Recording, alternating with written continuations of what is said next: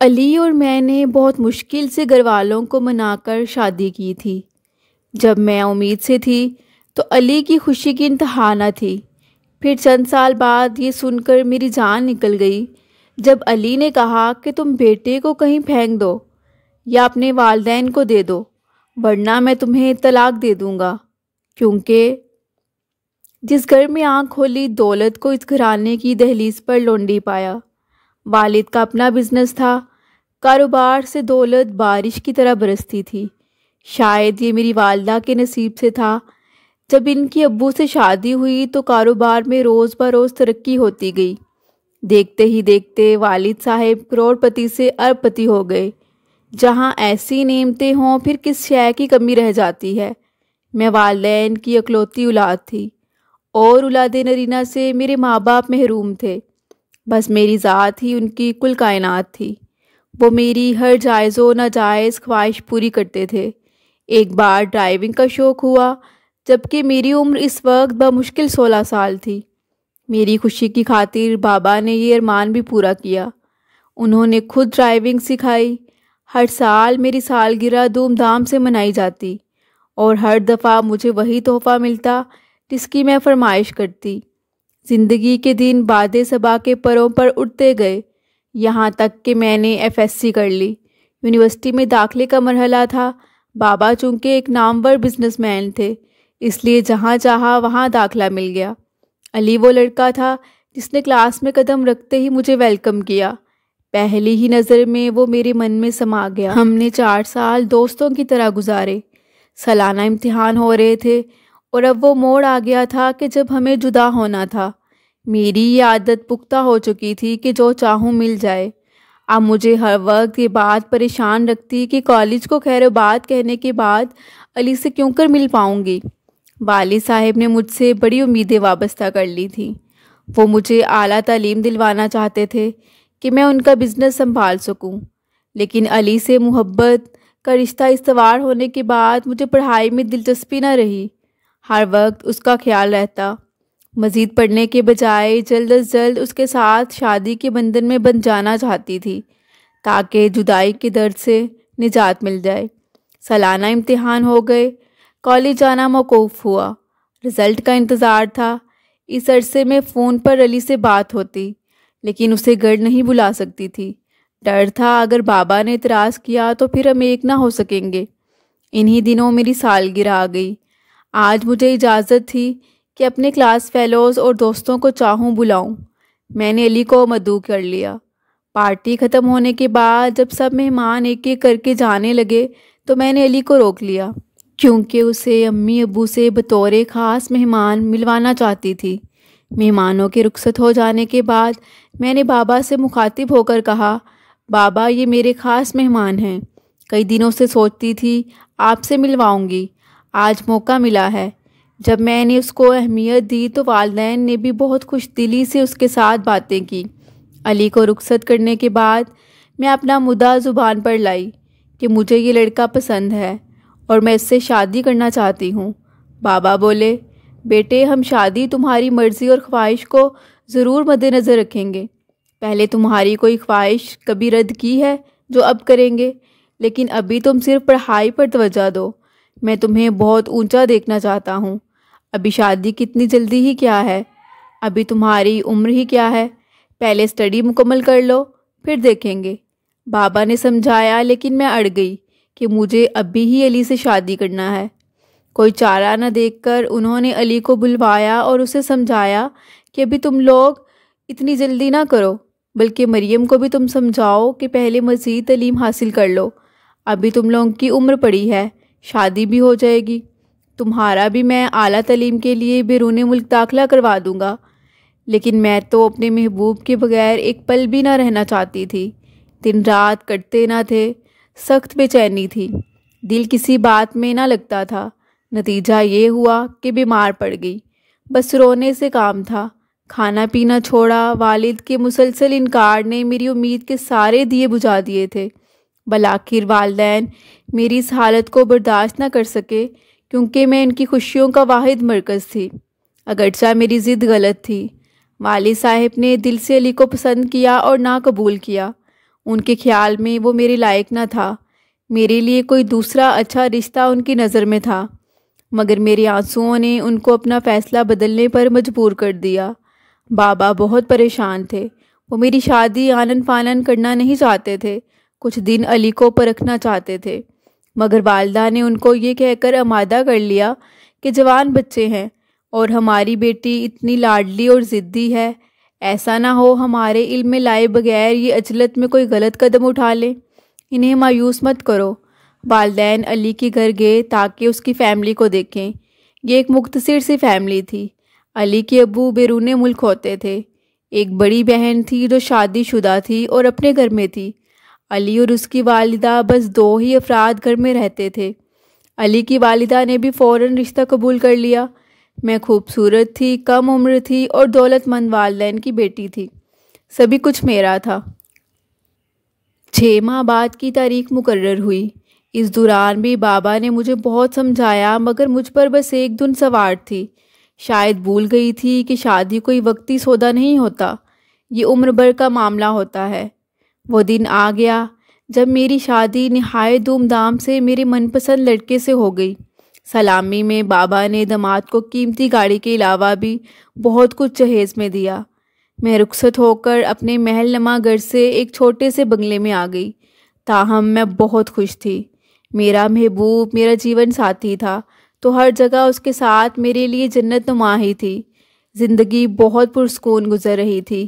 علی مجھ سے بہت محبت کرتے تھے، میں خود کو بہت خوش نصیب سمجھتی تھی۔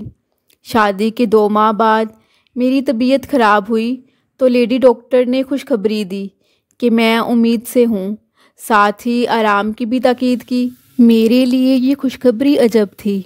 ابھی تو میں خود کو بچہ سمجھتی تھی، جبکہ ایک بچے کی ذمہ داری میرے کندھوں پر آنے والی تھی۔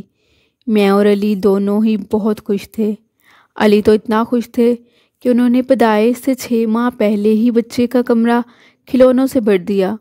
میری بھی بلائیں لیتے نہ تھکتے تھے، بستر سے اٹھنے نہ دیتے، جبکہ ان کی اماں کہتی کہ اتنا بھی بیوی کے آگے پیچھے نہیں گھوما کرو، لیکن وہ ماں کی باتوں کی بھی پرواہ نہ کرتے، ہر وقت بس اپنے بچے کی باتیں کرتے۔ جب میرا عیان 8 ماہ کا ہوا تو علی کے ابو نے ان کو کاروبار کے سلسلے میں دبئی بلوا لیا۔ انہوں نے مجھ سے جانے کی اجازت مانگی کہ کاروبار کے سلسلے میں اپنے والد کے پاس دبئی جانا چاہتا ہوں۔ میں نے ان کو روکا کہ مت جائیے، ہمارا بیٹا اداس ہو جائے گا اور میں بھی آپ کے بغیر کیسے رہوں گی۔ وہ بھی پریشان تھے اور کہا کہ کاروبار کے سلسلے میں جانا پڑ رہا ہے، ادھر مجھے اتنا گھاٹا ہوا ہے، تم جانتی ہو، اب دبئی جا کر قسمت آزمائی کرنا چاہتا ہوں تاکہ تمہیں کسی چیز کی کمی نہ رہے۔ وہ چلے گئے۔ جب کافی مہینے نہ لوٹے اور فون بھی بہت کم کرتے تو میں بہت پریشان رہنے لگی۔ 6 ماہ بعد وہ واپس آئے، چند روز رہے۔ والدہ نے کہا کہ میں بھی تمہارے ساتھ جاؤں گی، تمہارے ابو کو آئے بھی کافی عرصہ ہو گیا ہے، ان سے بھی مل لوں گی۔ علی اپنی والدہ کو ہمراہ لے گئے کہ والد نے بھی کہا تھا کہ والدہ کو لے آنا اور میں والدہ کو وہاں پہنچا کر واپس آ جاؤں گا۔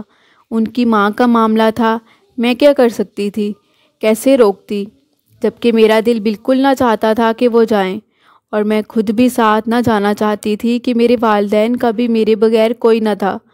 میں خود بھی ان کے بغیر 1 ہفتے سے زیادہ دن نہیں نکال سکتی تھی۔ علی کے جانے کے بعد اب میری توجہ کا مرکز ایان تھا۔ میں اس کی دیکھ بھال میں مصروف تھی۔ ادھر علی آتے، چند دن رہ کر واپس چلے جاتے کہ والد بوڑھے ہو گئے ہیں، ان کے کاروبار کو میں دیکھ رہا ہوں۔ میں نے ایان کو اسکول داخل کروا دیا اور والدین کے گھر چلی گئی۔ 10 سال کا عرصہ یوں ہی گزر گیا۔ اس بار جب علی آ کر واپس گئے تو کہا اب کی بار میں امریکہ جا رہا ہوں اور وہاں جا کر فون کروں گا، کیونکہ اب ادھر بھی میں نے اپنا کاروبار شروع کیا ہے۔ 2 ماہ بعد تم لوگوں کو بھی بلوا لوں گا، اب تمہیں میرا انتظار نہ کرنا پڑے گا۔ مگر اب کی بار ایسے گئے کہ پھر رابطہ کیا اور نہ فون کیا۔ میں پریشانی سے مرے جاتی تھی کہ سب خیریت تو ہے۔ بڑی مشکل سے ان کے ایک دوست کے ذریعے رابطہ کیا تو پتہ چلا کہ وہ صحیح سلامت ہیں۔ میں نے کہا کہ اب میں اور آپ کے بغیر نہیں رہ سکتی، ہمیں بھی اپنے پاس بلوا لیں۔ انہوں نے کہا ٹھیک ہے، تم اپنی تیاری باندھو۔ مگر انہوں نے یہ شرط رکھی کہ تم کو ایک ہی صورت میں یہاں بلوا سکتا ہوں، اگر تم ایان کو وہاں چھوڑ کر آؤ۔ یہ سن کر میں سکتے میں آ گئی۔ میں کیسے اپنے لگتے جگر کو چھوڑ سکتی تھی؟ میری تو ساری خوشی ختم ہو گئی۔ مگر وہ ایسے اڑ گئے کہ یا تو ایان کے ساتھ ادھر ہی رہو یا پھر ایان کو چھوڑ دو، پھر میں تمہیں ادھر بلا لوں گا، کیونکہ ایان کو میں یہاں بالکل برداشت نہیں کر سکتا۔ میں اس انسان پر حیران تھی کہ جس کو ایان ہر وقت یاد کرتا تھا۔ میں نے صاف منع کر دیا۔ 1 سال یہ سوچ کر شوہر کا انتظار کرتی رہی کہ شاید ان کو احساس ہو جائے کہ وہ میرے ساتھ غلط کر رہے ہیں، مگر وہ یہ چاہتے تھے ایان کی ذمہ داری میں اپنے والدین کو سونپ دوں یا اسے کسی یتیم خانے میں دے دوں، لیکن میرے لیے تو وہ میری زندگی، میرا سب کچھ تھا۔ میں نے تو اسے بہت ناز و نام سے پالا تھا۔ وہ تو ایک جیتا جاگتا معصوم بچہ تھا جس کو ماں کے پیار کے ساتھ راتیں جاگ کر پالا تھا۔ میں 1 منٹ اس کے بغیر اور وہ میرے بغیر نہیں رہ سکتا تھا۔ علی نے بالآخر وہاں دوسری شادی کر لی اور مجھ پر یہ قیامت توڑ دی کہ مجھے طلاق بھجوا دی۔ یہ صدمہ مجھ پر پہاڑ بن کر ٹوٹا۔ 3 سال بعد جاننے والوں نے جو امریکہ سے آئے تھے مجھے بتایا کہ علی 2 بچوں کا باپ بن چکا ہے، وہ وہاں خوش و خرم ہے۔ یہ سب سن کر اور زیادہ بکھر گئی۔ اب مجھے خود کا ہوش نہ تھا، فکر تھی تو ایان کی کہ اس کا کیا ہوگا۔ ایان پر یہ راز جوان ہونے کے بعد کھلا کہ اس کے باپ نے اسے کیوں قبول نہ کیا۔ وقت گزرتا رہا، میں بیٹے کے سہارے زندگی کے روز و شب گزارتی رہی، یہاں تک کہ وہ جوان ہو گیا اور کالج جانے لگا۔ اب وہی میری امیدوں کا مرکز تھا اور میں اسے دیکھ کر جیتی تھی۔ کالج سے آنے کے وقت ہوتا تو دروازے پر کھڑی ہو جاتی، ذرا دیر سے آتا تو پریشان ہو جاتی۔ کچھ دنوں سے میں محسوس کر رہی تھی کہ اس کا رویہ کچھ بدلا سا ہے۔ وہ دیر سے گھر آنے لگا، پڑھائی میں بھی دلچسپی نہ لیتا اور اکثر شام کو گھر سے نکلتا تو رات گئے لوٹتا۔ میں ایان کے لیے سخت فکر مند رہنے لگی کہ انہی دنوں ایک روز کالج سے فون آیا۔ اس کے پرنسپل نے مجھے بلوایا، بتایا کہ ایان کا اٹھنا بیٹھنا کچھ غلط قسم کے لڑکوں میں ہے اور شک ہے کہ انہوں نے اسے نشے کی لت لگا دی ہے۔ کلاس میں اس کی حاضری کم رہتی ہے اور حالت بھی غیر معمولی ہوتی ہے۔ اور پھر یہ حقیقت کھلی کہ میرا بیٹا چرس پینے لگا تھا۔ میں نے اسے بہت سمجھایا، بابا نے بھی سختی کی، مگر اب بہت دیر ہو چکی تھی۔ یہ لت ایسی پختہ ہو گئی کہ کئی بار اس نے میرے پرس سے پیسے بھی چرائے۔ مجبور ہو کر بابا نے کئی دن اس کو کمرے میں بند رکھا، چرس نہ لینے دی، جس سے وہ بیمار ہو گیا۔ ہم نے اس کا بہت علاج کروایا۔ وہ اب اس قدر کمزور ہو گیا تھا کہ ٹھیک سے چل بھی نہ سکتا تھا۔ شاید اس نے اس بات کا بہت اثر لیا تھا۔ ایک دن امی اور میں علی کے بارے میں باتیں کر رہے تھے۔ ہمیں خبر نہ ہوئی کہ ایان اچانک آ گیا ہے اور اس نے ہماری باتیں سن لی ہیں۔ دراصل جن دنوں میں امید سے تھی، ایک روز میرا جی گھبرانے لگا۔ میں نے شوہر سے فرمائش کی کہ آؤٹنگ پر چلتے ہیں۔ وہ بولے کہ دور نہیں جائیں گے، تم کو ڈاکٹر نے ریسٹ کا کہا ہے۔ جب ہم گاڑی میں بیٹھے میں نے ضد کی کہ ڈرائیونگ میں کروں گی۔ علی نے بہت سمجھایا کہ اس حال میں ڈرائیونگ ٹھیک نہیں، مجھے گاڑی چلانے دو۔ میں صدا کی ضدی نہ مانی اور زبردستی ڈرائیونگ سیٹ پر بیٹھ گئی۔ وہ بے بس اور مجبور ہو گئے، خاموش ہو رہے، البتہ تاکید کرتے رہے کہ گاڑی آہستہ اور احتیاط سے چلاؤ، مگر مجھے تو تیز ڈرائیونگ کا شوق تھا، اسی میں لطف آتا تھا۔ بھول گئی کہ میں امید سے ہوں۔ جوں ہی ہم شہر سے نکل کر موٹر وے پر آئے، میں نے گاڑی کی رفتار تیز کر دی۔ علی روکتے رہ گئے، لیکن میں نے ایک نہ سنی۔ امی نے بھی کہا تھا کہ ان دنوں لمبا سفر نہیں کرتے، تم لانگ ڈرائیونگ ہرگز مت کرنا۔ جس لڑکی نے ہمیشہ من مانی کی ہو، بھلا وہ کس کی سنے گی؟ نتیجہ یہ ہوا کہ اچانک سامنے سے آتے ہوئے ٹرک سے ہماری گاڑی کو حادثہ پیش آ گیا۔ گاڑی میرے قابو سے باہر ہو گئی اور ہماری گاڑی کا چھوٹا سا ایکسیڈنٹ ہو گیا۔ جب ہسپتال گئے تو ڈاکٹر نے بتایا کہ شکر کرو، جان بچ گئی ہے، مگر اب تم کبھی دوبارہ ماں نہیں بن سکو گی۔ یہ خبر میرے لیے جان لیوا تھی، مگر علی اس سے بھی زیادہ پریشان تھے کہ وہ اپنے بچے کے لیے بہت خوش تھے۔ وہ تو دن گن گن کر گزار رہے تھے۔ میں بہت دنوں روتی رہی، بڑا صدمہ لیا، لیکن اب کیا ہو سکتا تھا۔ دن رات اداس رہنے لگی تو علی نے مجھے کچھ دن کے لیے میکے بھیج دیا۔ وہاں بھی میرا دل نہ لگتا تھا۔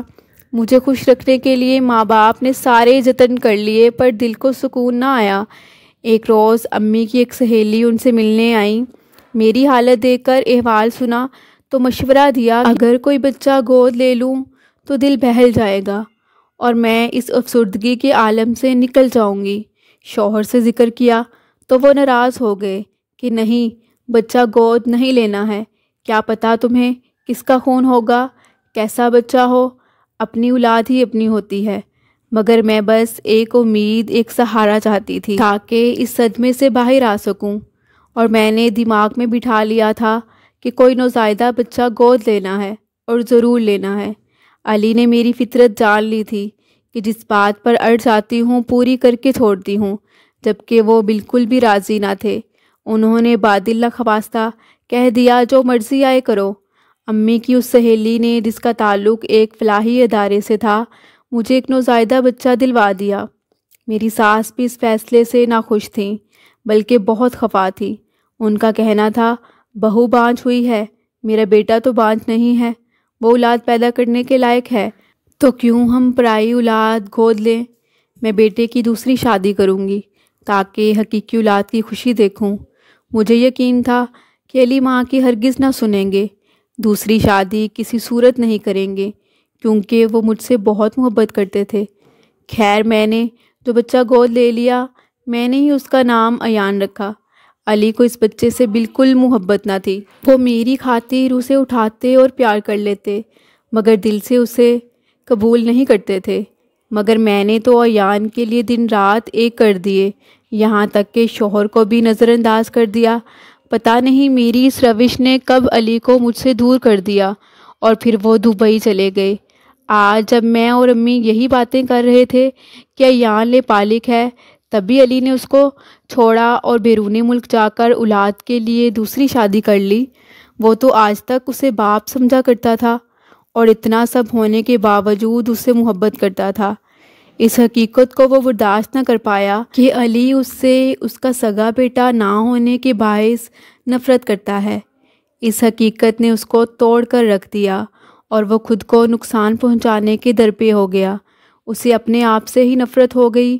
اس نے مجھے تو نہ بتایا، مگر نشے میں پناہ لے لی۔